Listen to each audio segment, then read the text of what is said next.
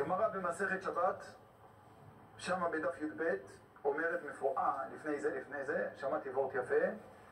למה דווקא היוד של ירבה, יסור, הלכה וקטרגה?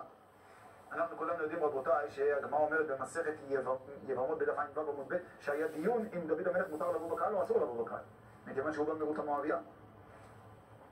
והתורה אומרת לא יבוא עמוני ומואבי בקהל השם. בסופו של דבר כתוב שהוא הותר לבוא.